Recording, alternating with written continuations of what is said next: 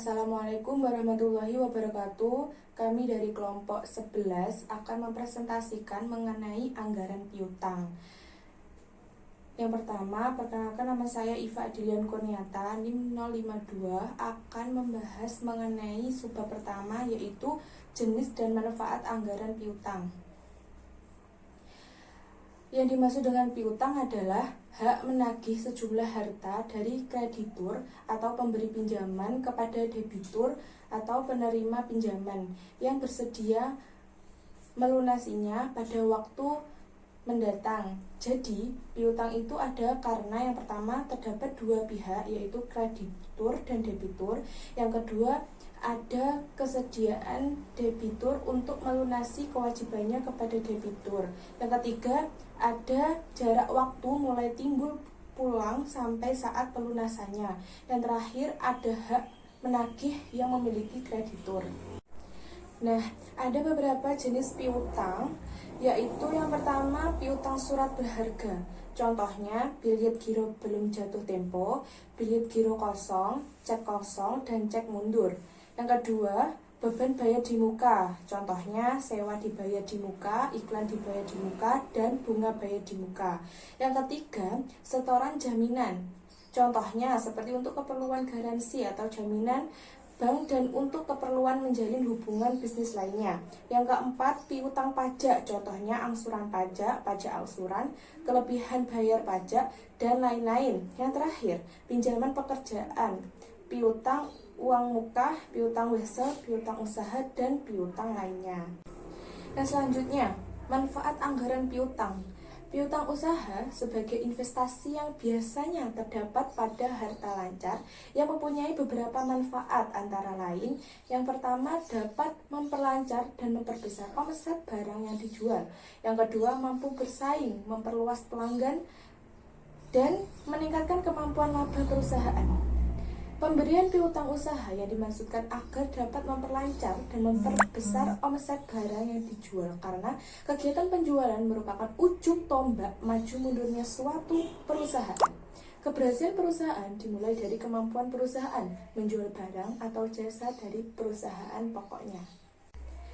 Kebijakan pemberian piutang usaha agar perusahaan mampu bersaing dalam menjual produknya.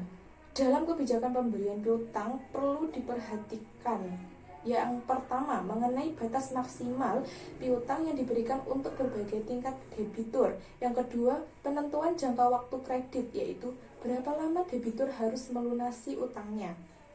Pemberian piutang usaha dapat memperluas pelanggan dan dapat menjalin hubungan yang baik dengan pelanggan bila pelanggan tersebut lancar dalam pembayaran. Dan apabila piutang yang diberikan tersebut lancar pembayarannya dan dapat memperbesar tingkat barang yang dijual, maka piutang yang diberikan dapat meningkatkan kemampuan laba atau profitabilitas perusahaan. Berdasarkan manfaat pemberian piutang tersebut, maka diperlukan adanya penganggaran piutang agar piutang yang diberikan terancana dan terarah sehingga mempermudah pengambilan piutang. Subbab berikutnya mengenai faktor yang mempengaruhi anggaran piutang. Yang pertama, volume barang yang dijual secara kredit. Volume barang yang dijual secara kredit lebih besar daripada tunai dapat semakin memperbesar anggaran dalam piutang usaha dan sebaliknya. Contohnya seperti sebulan yang lalu dijual barang Rp100.000 dengan syarat 10% dibayar tunai dan 90% dilakukan secara kredit. Dengan demikian, piutang usaha yang tertanam 90% kali Rp100.000 sama dengan Rp90.000. Faktor selanjutnya yaitu standar kredit. Penentuan standar kredit menentukan besar kecilnya piutang usaha yang tertanam. Semakin longgar standar kredit yang diberikan, maka semakin besar piutang yang tertanam dan semakin besar risiko keuangan piutang. Yang selanjutnya yaitu faktor jangka waktu kredit. Jangka waktu kredit mempengaruhi besar kecilnya piutang usaha yang tertanam. Semakin panjang jangka waktu kredit yang tertanam, maka semakin besar piutang usaha yang tertanam, dan sebaliknya. Jangka waktu kredit yang panjang dapat menentukan volume atau meningkatkan volume barang atau jasa yang dijual, di samping juga mengakibatkan piutang usaha semakin besar. Faktor yang mempengaruhi anggaran piutang yang keempat yaitu pemberian potongan. Pemberian potongan harga juga dapat mempengaruhi besarnya investasi dalam piutang. Pemberian potongan yang besar akan memperkecil piutang usaha yang tertanam. Sebaliknya, pemberian potongan yang kecil memperbesar piutang yang tertanam. Kemudian yang kelima yaitu pembatasan kredit. Pembatasan kredit yang dimaksud di sini adalah pembatasan kredit dalam arti kuantitatif, yaitu berkenaan dengan batas atau jumlah kredit maksimal yang akan diberikan. Pembatasan kredit juga dapat mempengaruhi besar kecilnya piutang usaha. Semakin tinggi batasan, maka semakin besar piutang usaha yang tertanam. Dan semakin rendah batasan kredit, maka semakin kecil piutang yang tertanam. Kemudian yang keenam ada kebijakan penagihan piutang. Kebijakan penagihan piutang mempengaruhi besar kecilnya usaha yang tertanam. Perusahaan dapat menjalankan kebijakan penagihan piutang secara aktif maupun pasif. Kebijakan penagihan piutang secara aktif dapat memperkecil piutang usaha yang tertanam. Sebaliknya, kebijakan penagihan piutang secara pasif dapat memperbesar piutang usaha yang tertanam. Kebijakan penagihan piutang usaha secara aktif memerlukan biaya atau beban yang besar dibandingkan kebijakan penagihan secara pasif. Biaya yang dikeluarkan dalam kebijakan penagihan piutang secara aktif itu meliputi biaya perjalanan, biaya telepon, biaya surat menyurat, biaya administrasi piutang, dan lain-lain. Kemudian penyusunan anggaran piutang. Penyusunan anggaran piutang usaha merupakan tanggung jawab divisi kredit. Divisi kredit dalam penyusunan anggaran piutang harus bekerja sama dengan divisi penjualan. Divisi penjualan biasanya di bawah manajer pemasaran, sedangkan divisi kredit biasanya di bawah manajer keuangan. Penyusunan anggaran piutang dalam bahasan pokok ini berupa anggaran piutang usaha. Dalam penyusunan anggaran yang pertama yaitu data yang diperlukan.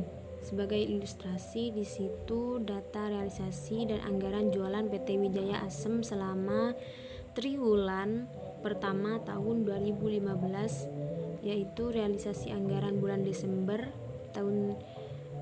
realisasi anggaran bulan Desember yaitu 80.000, Januari 85.000, Februari 90.000, dan Maret 95.000. Dengan syarat pembayaran 50% tunai, 40 kredit sebulan, 50% kredit 2 bulan, dan 1% ditaksir tidak tertagih dari piutang usaha bulan yang bersangkutan. Yang kedua, penyusunan anggaran piutang. Sebelum menyusun anggaran piutang perlu dilakukan perhitungan anggaran piutang usaha bersih dan taksiran piutang usaha tak tertagih. Perhitungan anggaran piutang usaha bersih di bulan Januari yaitu 9% dikali 80.000 plus 49% dikali 85.000 sama dengan 48.850. Dan untuk bulan Februari 9% dikali 85.000 plus 49% dikali 90.000 sama dengan 51.750. Di bulan Maret 9% dikali 90.000 ditambah 49% dikalikan 95.000 sama dengan 54.650. Untuk perhitungan taksiran piutang tak tertagih atau penghapusan piutang di bulan Desember 1% dikali 80.000 sama dengan 800. Januari 1% dikali 85.000 sama dengan 850. Februari 1% dikalikan 90.000 sama dengan 900. Dan Maret 1% dikali 95.000 sama dengan 950. Anggaran piutang usaha diperoleh dari piutang usaha bersih ditambah cadangan penghapusan piutang usaha. Cadangan penghapusan piutang usaha dihitung dari penghapusan piutang usaha periode bulan lalu ditambah penghapusan piutang usaha periode bulan ini. Cadangan penghapusan piutang usaha perhitungannya sebagai berikut. Januari 800 ditambah 850 sama dengan 1650. Februari 850 ditambah 900 sama dengan 1750. Maret 900 ditambah 950 sama dengan 1850. Anggaran piutang usaha juga dapat dihitung sebagai berikut. Januari 10% dikalikan 80.000 ditambah 50% dikalikan 85.000 sama dengan 50.500. Februari 10% dikalikan 85.000 ditambah 50% dikalikan 90.000 sama dengan 53.500. Maret 10% dikalikan 90.000 ditambah 50% dikalikan 95.000 sama dengan 56.500. Di situ terdapat keterangan 9% ditambah 1% sama dengan 10% dan 49% ditambah 1% sama dengan 50%. Kemudian di situ ada tabel penyusunan anggaran piutang. Setelah dihitung, maka akan dimasukkan ke dalam tabel sebagai berikut. Piutang usaha di bulan Januari adalah 50.500, Februari 53.500, dan Maret 56.500. Cadangan penghapusan di bulan Januari 1.650, di bulan Februari 1.750, dan di bulan Maret 1.850. Kemudian piutang usaha bersih di bulan Januari 48.850, Februari 51.750, dan Maret 54.650. Demikian presentasi dari kami. Kurang dan lebihnya mohon maaf. Wassalamualaikum warahmatullahi wabarakatuh.